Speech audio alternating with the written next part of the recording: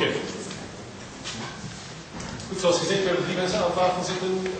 In principe zou ook Ingrid Piraf hier verwacht worden.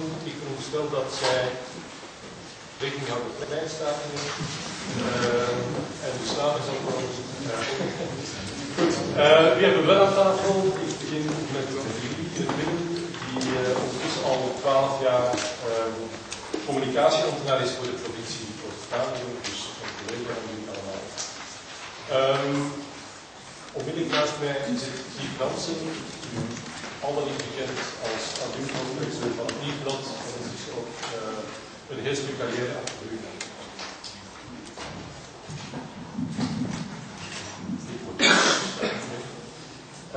Een heel stuk carrière achter de rug bij andere kranten als De Standaard, Presentantwerpen, de Nieuwe Presentatie, een mediaman achter de rug. En aan de andere kant Bruno Huigewaard, waarvan ik hetzelfde mag zeggen, een mediaman van de Hart in Wien. Bruno is vandaag, ik was ook vergeten, radiojournalist bij de VRT en misschien ben je nu een geïntegreerde journalist van de VRT. Bruno, dat je misschien ook meer dan alleen op radio verwacht. Ik kom wel van goed zijn, schoolring. Goed, we hebben het debat opgebouwd rond 3 stellingen. En de bedoeling is natuurlijk dat u straks ook nog even weet. Wij gaan transfereren stelling voor stelling, waarop we de mensen aan tafel laten reageren uiteraard, en waar we na elke stelling ook een tiental minuutjes voorzien voor vragen uit de zaal en reacties. Ja. De eerste stelling sluit een beetje aan op wat ik in de inleiding hier heb verteld, namelijk communiceren met de media, dat doen we om de burger te informeren en om te betrekken bij het beleid en om het beleid te doen aanvaarden. Dat is de eerste stelling. Dus communiceren met de media vanuit de overheid doen we om burgers te informeren, te betrekken en het beleid te doen aanvaarden. Ik ga mijn eerste vraag aan jullie stellen. Wie is dat vandaag nog wel zo? Of speelt ook de laatste doelstelling die ik in mijn inleiding heb gezegd, namelijk profileren en het werken aan imago, etc. Neemt dat geen overhand vandaag? Ik denk dat als we spreken over overheid, dat we duidelijk moeten weten wat dat is. De overheid, dat is uiteraard dat is de administratie, maar dat is evenzeer de politieke overheid. Voor burgers doet dat er eigenlijk niet toe. Die gooien dat toch op één hoop. Dus als je zegt over we gebruiken de media om de burger te informeren en te betrekken bij het beleid, dan denk ik dat vanuit de doelstellingen vanuit de administratie dat effectief ook wel zo is. Dus de communicatieplannen die voor iedereen moet toch volgens doelstellingen moeten opgebouwd zijn, stellen dat ook zo op en media is daar dan één communicatiemiddel bij. Volg je in die zin wat ik in de inleiding zei, vooral die media zijn wel sterk naar de achtergrond geduwd in de communicatie, niks dan dat, zeg maar aan het begin van jouw carrière. Als het gaat over informeren, ja. En ik denk dat je inderdaad gelijk hebt als je zegt van het belang van de media in overheidsbeleid is vooral belangrijker geworden in de hoofden van de politicus om een stukje profilering op te bouwen, om een stukje aan imago te doen. Oké. De vraag is evident, zowel aan Guy als aan Bruno natuurlijk. In hoeverre kan je inderdaad media nog gebruiken vandaag als een doorgeefluik? En ik denk dat daar 2 elementen in die vraag zitten, in de zin van 1, kan het? Is het zeg maar fysiek mogelijk als zodanig om dat informatie op die manier door te geven? 2, willen ze zich er nog toe lenen als zodanig?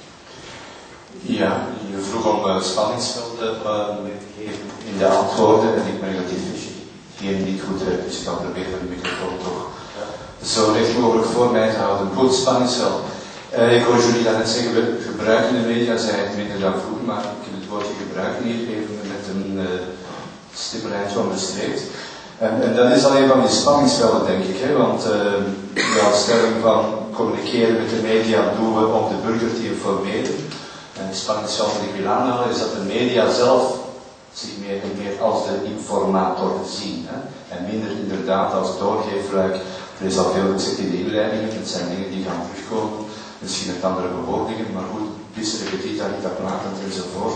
Het zijn de media die de burger willen informeren, meer en meer. Ja? En liefst ook die burger aan zich binden als klant. Want je hebt ook verwezen in de inleiding naar commerciële druk tussen de media, dat speelt inderdaad meer en meer een rol.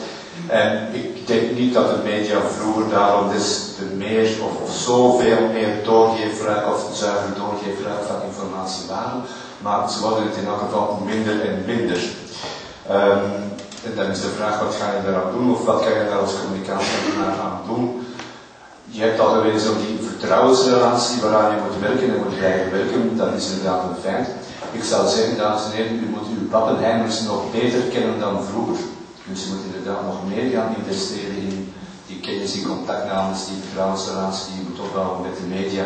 Om te weten bijvoorbeeld wie wel en wie geen kenner is, of wie wel en niet bereid is om tijd te investeren in het aanboren en lezen van dossiers en het is overwegen enzovoort. Er komen ook praktische bezwaren bij, daar gaan we waarschijnlijk bij stelling 2 over hebben. Dus u moet de pappenheimers nog meer kennen dan vroeger. Dat kan op allerlei manieren gebeuren natuurlijk, maar dat is inderdaad denk ik een van de belangrijkste manieren om daarop in te spelen, om er rekening mee te houden dat de media steeds meer op zich die rol van communicator willen gaan spelen en niet zomaar klakkeloos of minder klakkeloos dan vroeger in elk geval de boodschap zullen overnemen. Ja. Bruno, je werkt natuurlijk heel duidelijk uit de openbare omroep, die toch nog altijd is dat idee inhoudt. Guy, kom even bij jou dan. De commerciële wereld zeker. Ligt het verhaal daar duidelijk anders of hoe zie je dat? Ik weet niet of dat zo anders ligt, hè? Maar eerst vooraf toch even dit. Stel je allemaal eventjes de imaginaire situatie voor dat je deze ochtend naar hier zou gekomen zijn zonder media, zonder radio, zonder kranten, zonder websites. We hebben niks gehoord, niks gezien. Hè? Als iemand zegt weg met de media, staan we toe daar eventjes op die manier voor even op te reageren. Nu, jij zegt dat commerciële versus die overheidsomroep, zullen we dat maar zien. God, ik denk dat wij niet zo ver uit elkaar liggen wat belangen betreft als journalist. Bruno en zijn ploeg willen gehoord en bekeken worden. Ik en mijn ploeg willen gelezen worden. Hè? Dat is altijd al zo geweest. Nog voor het gezegende jaar 89, waar er voor mij in de media heel veel veranderd is. Dat is de geboorte van VTM.